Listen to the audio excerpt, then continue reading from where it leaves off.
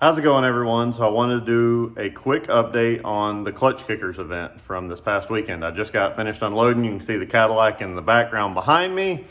And I'm kind of in thrash mode trying to get ready for St. Louis here in just a couple days. Today's Monday and we're leaving Wednesday. So a lot of things to do, big turnaround, really fast turnaround. But anyway, so we got down to Klutch Kickers on Friday night, unloaded Saturday morning.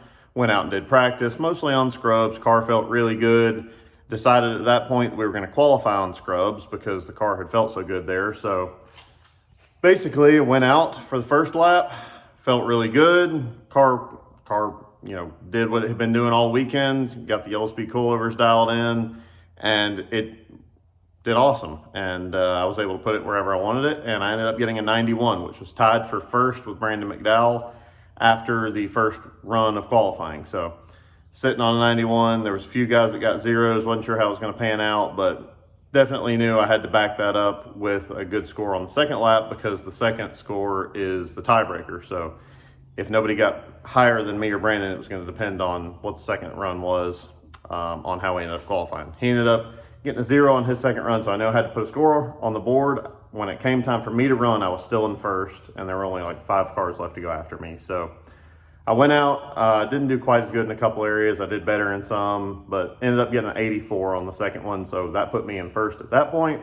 Unfortunately for me, Adam LZ went out and got a 91 also, but his second score was a 90, so he edged me out on the tiebreaker there. And then Hanadel came out at the very end, very last car, and got a 94. So he took $1,000 there that you get for qualifying first, and that relegated us back to third, which, is what it is. Still qualified good. I think that's maybe the best I've qualified at Klutch Kickers since I've been going down there. So I was happy with that.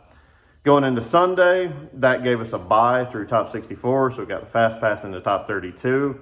I went against Walter Johnson in top 32, had a good clean lead, was able to put a little bit of a gap on him. Then when I went to Chase, he had a little bit of an odd initiation, I thought, and kind of messed me up a little bit there, but kind of got back going and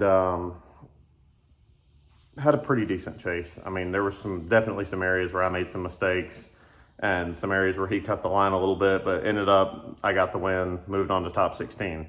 That's where it got interesting. Got to battle my buddy Brandon Wicknick. We've had some battles in the past with FD and Pro-Am and now in Klutch Kickers. So we've been battling for a long time, and this was one to remember as well. So I went out, knew I had to be aggressive, had the car set up, gripped up, all that, made a couple changes that in hindsight maybe I shouldn't have made and hadn't tried in practice, but regardless, I went out, initiated hard into turn 1 like I had all weekend, and basically I just overcooked the corner. Whether it's setup or me just getting in there too hot or whatever the case may be, I overcooked the corner, did the right rear off.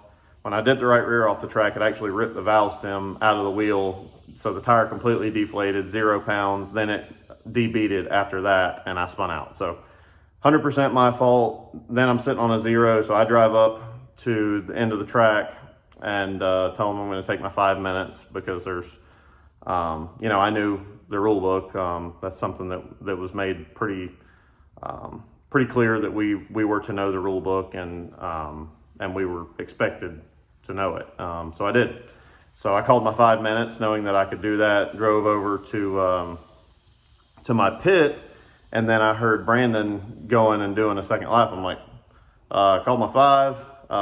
So he shouldn't be, doing his second lap. And they're like, no, you can't run after a debeated tire. So a little bit of a misunderstanding ensued, but, nothing that anybody was upset about. I had to file a protest, under the terms that there was no clear or no wording at all in the rule book of what you could or could not do under a 5-minute call. So I was, in my mind, allowed to change that debeated tire and put another tire on to go back out and finish the second lap. It took a little while for them to look up the rule book and whatnot, but they did in fact see that was the case and let me change the tire, and then we went out and finished the battle. Nobody was upset. I wasn't upset. Brandon wasn't upset. Klutch Kickers wasn't upset. It was just, it took a little bit to sort it out, and that was the end result. So when I finally got back out to do my chase run against Wicknick. Obviously, I knew I was at a huge disadvantage and I was sitting on a 0, so I had to push him really hard and, just hope that he made a mistake that would push it to one more time. So I went out and put it right on his door, and he didn't make a mistake. He's a great driver, and he did exactly what he was supposed to do out in the lead, and he won. So congrats to him. He went on to finish 3rd in the event. Personally thought he should have gone on to battle Alec in the finals, but it wasn't to be. It was a close battle, and is what it is. I hate that we lost. I hate that I took myself out of competition before we even really got the battle started, but it's just one of those things. You can't win them all, and sometimes you beat yourself, and that's what happened to me. So now we are in full prep to get this Cadillac ready for St. Louis, and then it will go on from there to Long Beach and Irwindale. So as long as things go well at St. Louis, the car doesn't have any significant damage or anything like that, I won't have it back here. And you see the Corvette over to my right here, and I'm going to keep working on that and try and have it ready as soon as possible for testing. And this may be the last 3 events that I run in the Cadillac, because it's looking like it may be up for sale at the end of Irwindale. So I don't know. It's kind of bittersweet to me, but I think it's time to focus on the new car. And now before I can do that, I got to focus on the Cadillac. So I'm going to jump off, finish prepping this thing. We'll see everybody at St. Louis here in a couple days. Thank you.